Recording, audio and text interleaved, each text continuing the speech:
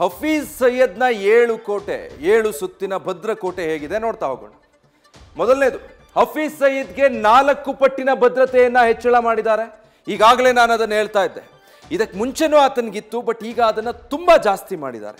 1ಕ್ಕೆ 4ರಷ್ಟು. ಯಾವಾಗ ಅಂದರೆ ಪಹಲ್ಗಾಮ್ ದಾಳಿ ಅಟ್ಯಾಕ್ ಆದಮೇಲೆ ಭಾರತ ಇದಕ್ಕೆ ಪ್ರತೀಕಾರ ತಗೊಳ್ಳುತ್ತೆ ಅನ್ನೋದು ಪಾಕಿಸ್ತಾನಕ್ಕೆ ಗೊತ್ತಾಗ್ತಿದ್ದ ಹಾಗೆ ಆ ದೇಶಕ್ಕೂ ಈ ಉಗ್ರನಿಗೂ ಭಯ ಶುರುವಾಗಿದೆ. ಹೀಗಾಗಿ ಇನ್ನೆಲ್ಲಿ ಇಸ್ರೇಲ್ ಮಾದರಿಯಲ್ಲೋ ಇನ್ಯಾವುದೋ ಮಾದರಿಯಲ್ಲೋ ಕೂತಿರೋ ಜಾಗದಿಂದನೇ ಒಂದು ಮಿಸೈಲ್ ಲಾಂಚ್ ಮಾಡಿ ಉಡಾಯಿಸ್ಬಿಟ್ರೆ ಅನ್ನೋ ಭಯ ಕಾಡ್ತಾ ಇರಬೇಕು ಅನ್ಸುತ್ತೆ. ಹೀಗಾಗಿ ಭದ್ರತೆಯನ್ನು ಹೆಚ್ಚಿಸಿದ್ದಾರೆ. ಈತ ಇರುವಂತಹ ಬಿಲ್ಡಿಂಗ್ ಸುತ್ತ ಸಂಪೂರ್ಣವಾಗಿ ಸೈನಿಕರಿದ್ದಾರೆ. ಭದ್ರತೆಗೆ 24x7 ಸಶಸ್ತ್ರ ಸಿಬ್ಬಂದಿಯನ್ನ ನಿಯೋಜನೆ ಮಾಡಿರೋದು. ಎನಿ ಟೈಮ್ ಪಾಳಿ. ಈ ದೇಶದ ಗಡಿನೂ ಇಷ್ಟರ ಮಟ್ಟಕ್ಕೆ ಕಾಯ್ತಾರೋ ಇಲ್ವೋ ಗೊತ್ತಿಲ್ಲ ಈ ಪಾಕಿಸ್ತಾನಿ ಸೈನಿಕರು. ಇಂಥದ್ದನ್ನು ಮಾತ್ರ ಅಚ್ಚುಕಟ್ಟಾಗಿ ಮಾಡ್ತಾರೆ.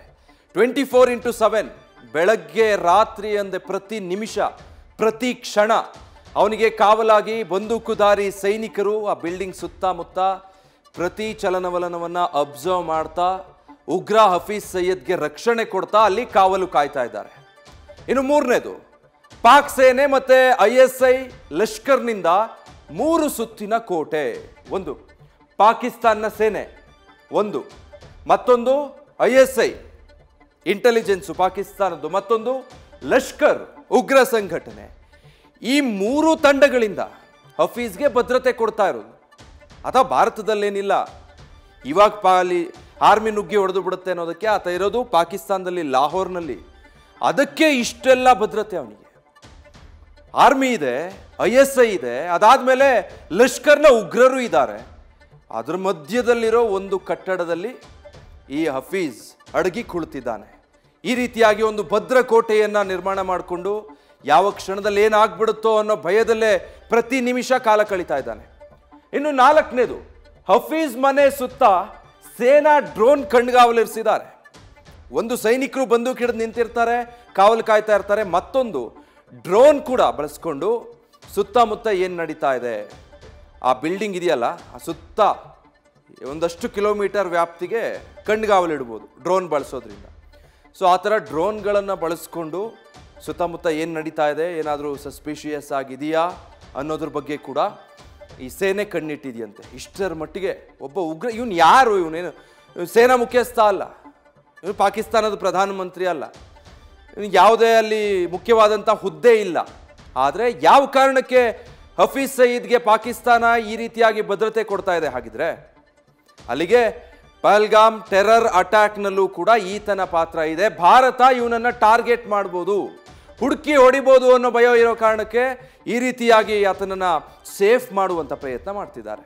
ಇನ್ನು 5ನೇದು, ಸುಮಾರು 4 ಕಿಲೋಮೀಟರ್ ಸುತ್ತ ಕೂಡ HD CCTVಗಳನ್ನ ಅಳವಡಿಕೆ ಮಾಡಿರೋದು. ಒಂದು ಡ್ರೋನ್ ಕಣ್ಗಾವಲು ಕೂಡ ಇರುತ್ತೆ, ಅದರ ಜೊತೆಗೆ HD CCTVಯನ್ನು ಅಳವಡಿಸಿದ್ದಾರೆ. ಸೊ ಆ ಜಾಗ ಸಂಪೂರ್ಣವಾಗಿ ಎನಿ ಟೈಮ್ ಮಾನಿಟರ್ ಆಗ್ತಾನೆ ಇರುತ್ತೆ.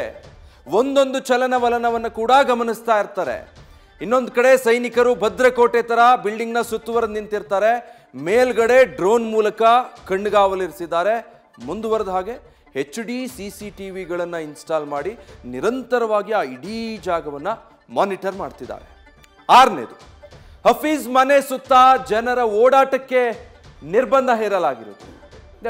ಇಷ್ಟು ಭಯದಲ್ಲೂ ಬದುಕಬೇಕಾ ಅಂತ ಅನ್ಸುತ್ತೆ. ಸಾಮಾನ್ಯ ಜನರು ಓಡಾಡೋ ಹಾಗಿಲ್ಲ ಆ ಜಾಗದಲ್ಲಿ. ನಿರ್ಬಂಧಿತ ಪ್ರದೇಶ ಅಂತಾರಲ್ಲ ಆ ಥರ ಮಾಡ್ಕೊಂಡು ಬಿಟ್ಟಿದ್ದಾರೆ ಅದನ್ನು. ಸೈನಿಕರು ಮಾತ್ರ ನಿಂತಿರಬೇಕು, ಎನಿ ಟೈಮ್ ಡ್ರೋನ್ ಹಾರಾಟ ನಡೀತಾ ಇರಬೇಕು, CCTV ಮಾನಿಟರ್ ಆಗ್ತಾ ಇರಬೇಕು. ಇವನು 7 ಸುತ್ತಿನ ಭದ್ರಕೋಟೆ ಕಟ್ಕೊಂಡು ಒಳಗೆ ಬೇವ್ತ್ಕೊಂಡು ಕೂತಿರ್ಬೇಕು, ಭಾರತ ಏನು ಮಾಡಿಬಿಡುತ್ತೋ ಅಂತ. ಜನರ ಓಡಾಟಕ್ಕೂ ಕೂಡ ಅಲ್ಲಿ ನಿರ್ಬಂಧ ಹೇರಿದ್ದಾರೆ. ಇನ್ನು 7ನೇದು, ಈ ಪ್ರದೇಶದಲ್ಲಿ ಖಾಸಗಿ ಡ್ರೋನ್ಗಳ ಹಾರಾಟವನ್ನು ಬ್ಯಾನ್ ಮಾಡಿದ್ದಾರೆ. ಸೇನೆ ಮತ್ತು ISI ತಮ್ಮ ಡ್ರೋನ್ಗಳನ್ನು ಬಳಸ್ಕೊಂಡು ಇಲ್ಲಿ ಅದನ್ನು ಯಾರಿದ್ದಾರೆ ಅಥವಾ ಯಾರಾದರೂ ಬಂದ್ರ ಅನಾಮಿಕರೋ ಅಪರಿಚಿತರೋ ಅನುಮಾನಾಸ್ಪದವಾಗಿ ಯಾರಾದರೂ ಆ ಪ್ರದೇಶಕ್ಕೆ ಎಂಟ್ರಿ ಕೊಡ್ತಿದ್ದಾರಾ, ಏನಾಗ್ತಾ ಇದೆ ಅನ್ನೋದನ್ನು ಮಾನಿಟರ್ ಮಾಡೋದಕ್ಕೆ ಡ್ರೋನ್ ಕಣ್ಗಾವಲು ಇರಿಸಿದ್ದಾರೆ.